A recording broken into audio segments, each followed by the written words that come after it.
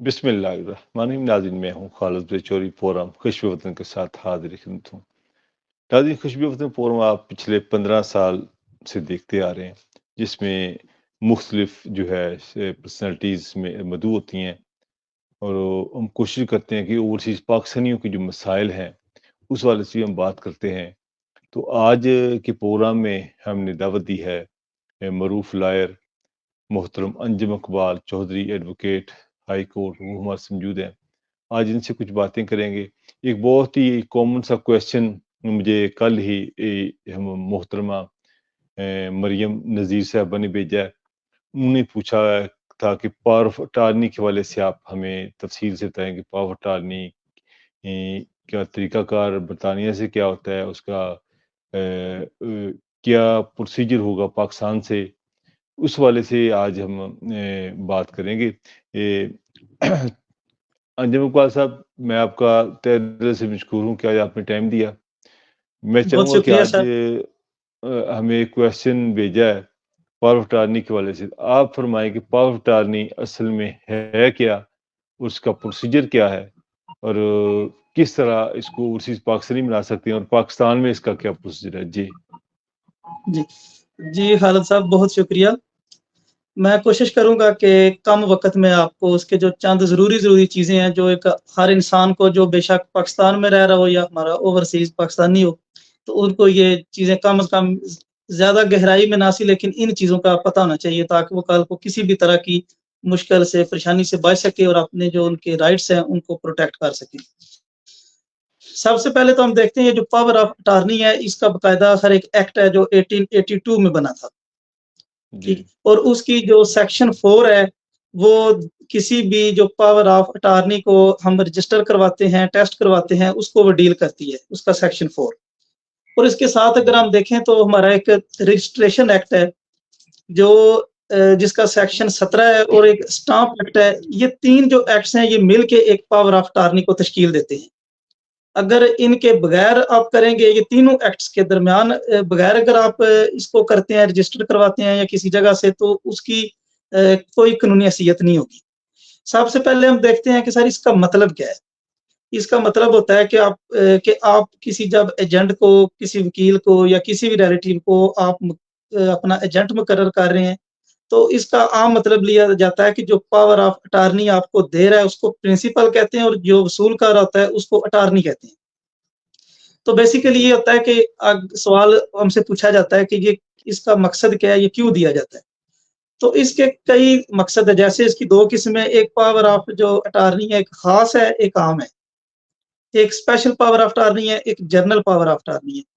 तो पहले इसका हम ना बुनियादी जो फ़र्क है, वो उसको समझ लेते हैं। जो पावर ऑफ अटार्नी जो स्पेशल होता है, वो किसी भी एक स्पेसिफिक काम के लिए होता है, और उसमें बाकायदा मेंशन होता है कि अगर आपने कोई मीटर लगवाना है, आप मौजूद नहीं है, आपने कोई प्लॉट खरीदना है, आप कोई केस करना चाह रहे हैं, या आप किसी केस के डिफेंस में आ रहे हैं, तो वो सिर्फ और सिर्फ उसमें लिखा जाता है कि ये स्पेसिफिकली इसी काम के लिए।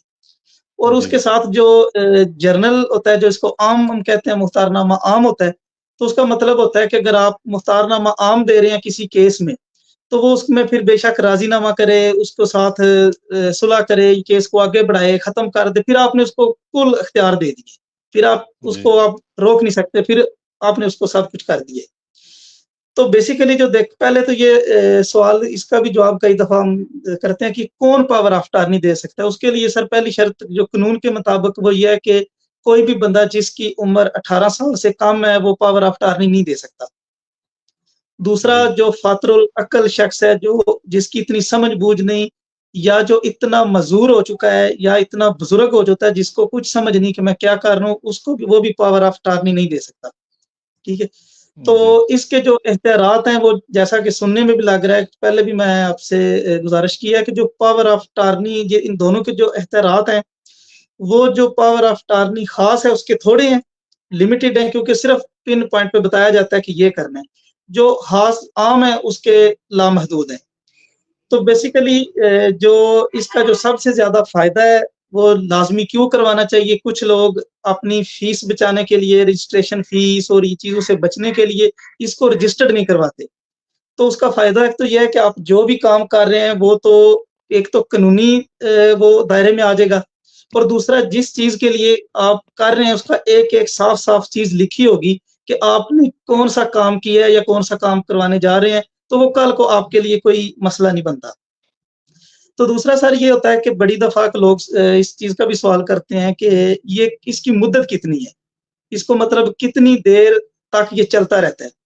तो सर इसकी 3 वजूहात हैं जिस पे ये मनसूख हो जाता है, जिससे ये खत्म हो जाता है, उसके 3 पॉइंट्स हैं।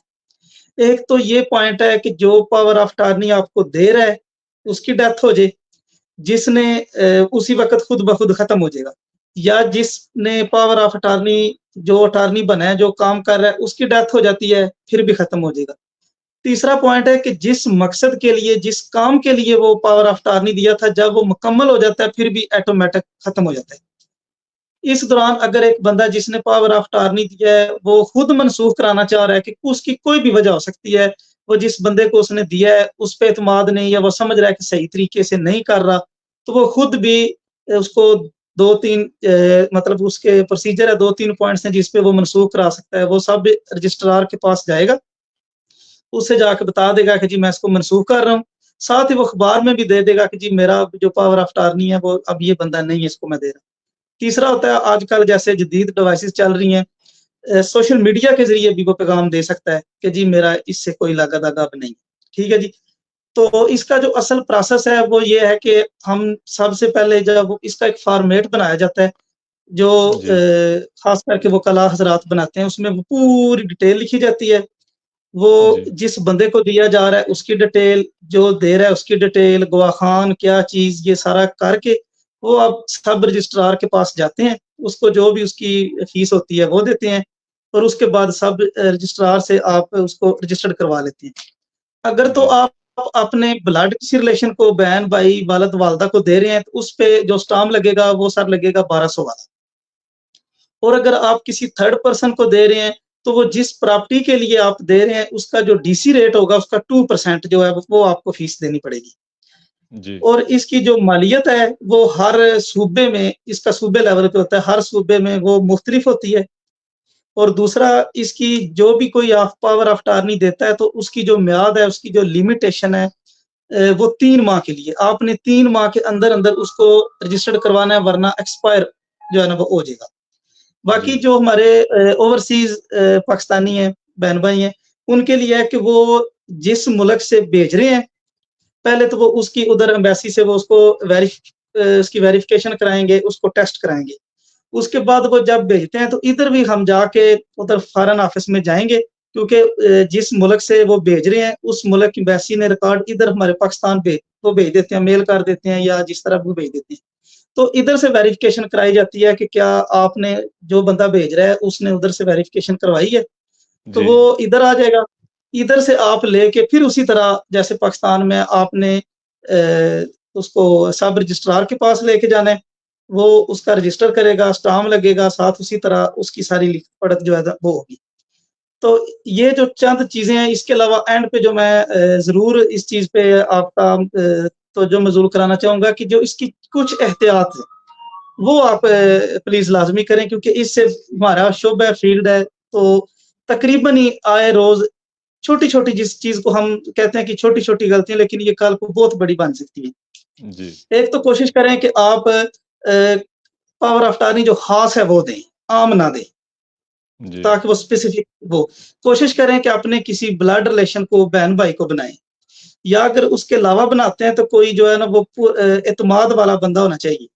तीसरा, जी, जो बिल्कुल एक बारीक सी लाइन है, जहाँ बड़े ये फर्जरी होती है, तो अगर आप जो इसको लिख रहे हैं ना 5,50,000, जी, उसको उर्दू में भी साथ लिखें, ताकि वो कोई जी, ज़ीरो आगे बढ़ा के कल को उसका कोई गलत इस्तेमाल ना करे। जी, रजिस्ट्रेशन लाज़मी कराएँ, इसके जो गवाहान है वो लाज़मी रखें, और जिस प्रॉपर्टी का, जिस मामले का आपने पावर ऑफ अटॉर्नी दिया है, कोशिश करें कि उसी तक ही इसको महदूद रखें, और इसकी एक कॉपी लाज़मी जी, अपने पास रखें।